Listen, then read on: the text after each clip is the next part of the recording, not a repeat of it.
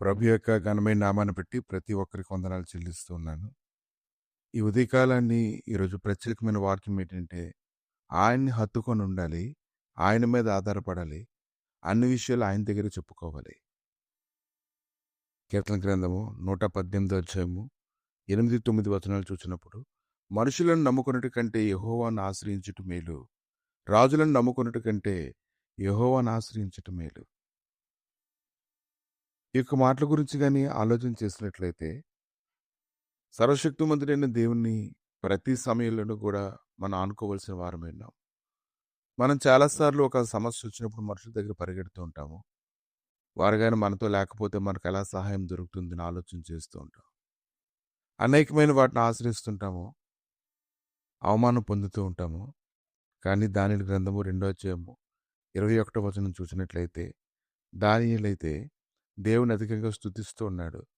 ఆ రాత్రి కాలంలో దర్శనం చేత ఆ మర్మం దానియేలుకు బయలుపరచబడినప్పుడు దానియేలు పరలోకమందున్న దేవుని స్తుతిస్తూ ఉన్నాడు. ఎట్లనగా దేవుడు జ్ఞానబలములు కలవాడు. దానియేలు గ్రంథము 2వ అధ్యాయము 19వ వచనం నుంచి కొన్ని వచనాలు చూసినప్పుడు, అంతటా రాత్రి యందు దర్శనం చేత ఆ మర్మము దానియేలుకు బయలుపరచబడిన కనుక దానియేలు పరలోకమందున్న దేవుని స్తుతించిన ఎట్లనగా దేవుడు జ్ఞానబలములు కలవాడు. యుగములన్నిటిలో దేవుని నామస్తుతునుగాక. ఆయన కాలములను సమయములను మార్చువాడై ఉండి రాజులను త్రోసివేయు నియమించుచు ఉన్నవాడును, వివేకులకు వివేకమును జ్ఞానులకు జ్ఞానమును అనుగ్రహించు వాడునై ఉన్నాడు. ఆయన మరుగుమాటలను మర్మములను బయలుపరచును. అంధకారంలో ఉన్న సంగతులను ఆయనకు తెలియను. వెలుగు యొక్క నివాసస్థలం ఆయన యొద్ద ఉన్నది. మా పితరుల దేవ, నీ వివేకమును బలమును అనుగ్రహించున్నావు. మేము అడిగిన సంగతి ఇప్పుడు మాకు తెలియజేస్తున్నావు గనుక నేను నిన్ను స్తుతించుచు కనపరుచున్నాను. ఏలయనగా రాజు యొక్క సంగతి నీవే మాకు తెలియజేస్తావని దానియేలు చెప్పాను. అతను మరల చెప్తూనే ఉన్నాడు. అతను ఎంతో సంతోషిస్తూ ఉన్నాడు. ఈరోజు ఎవరైతే దేవుని వద్దకు వెళ్ళి వారు మొరపెట్టుకుంటూ ఉంటారో, ఖచ్చితంగా మనుషుల ద్వారానో ఎవరి ద్వారా ఒకరి ద్వారా సహాయం దొరుకుతుంది. కానీ నువ్వు మనుషుల మీదే ఆశ పెట్టుకున్నట్లయితే, ఆయన సంప్రదించుకున్నా ఉన్నట్లయితే ఎలాంటి సహాయం దొరుకుతుంది? కనుక ఈరోజు ఎంతో మందికి ఆయన సహాయం చేస్తూనే ఉన్నాడు. ఆయన కృపనిస్తూనే ఉన్నాడు. కనుక ఈరోజు నువ్వు ఆలోచన చేసి ఆయన మాట్లాడుతున్న మాటను ప్రతి మాటను గ్రహించినట్లయితే, కీర్తన గ్రంథము 105 అధ్యాయము 14 వచనం, నేను అభిషేకించిన వారిని ముట్టకూడదని, నా ప్రవక్తలకు కీడు చేయకూడదని ఆయన ఆజ్ఞ ఇచ్చి, ఆయన ఎవరినైనా వారికి హింస చేయనీయలేదు. ఆయన వారి కొరకు రాజులను గద్దించాను. దేశం మీదకి ఆయన కరువు రప్పించాను.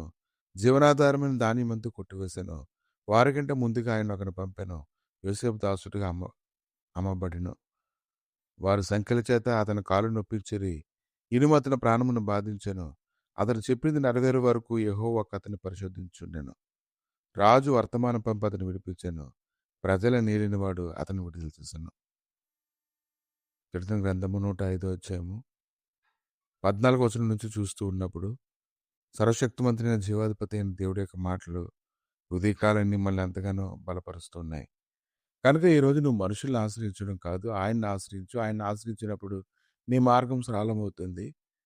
ఆయన తన మనుషులను పంపి అన్ని కృపల ద్వారా నిన్ను విడిపించడానికి ఆయన శక్తిమంతుడిగా ఉంటాడు.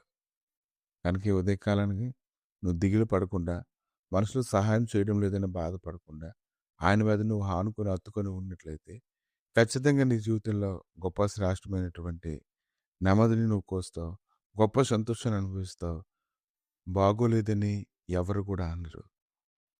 ప్రభా, ఈ ఉదయకాలాన్ని నిన్ను ఆశ్రయించి వారందరూ ఎంతో ధన్యులు. ప్రభా, నిన్ను ఆశ్రయించి వారందరూ విడుదల పొందుకున్నారు. యథార్థమైన హృదయంతో ఎంతమంది అయితే నిన్ను వెంబడించారు వారందరికీ కృప చూపించి నడిపించావు నాయన. ఇక నువ్వు బలపరచండి. ఈరోజు ఈ వాక్యం ద్వారా అనేక మంది నేను దాన్ని ఎత్తి చెబుతుండగా అనేక విషయములలో బలమును దయచేసి మహిమతో నింపమని యేసుక్రీస్తు నామములు అడిగి వేడుకుంటున్నాము తండ్రి. ఆమేన్.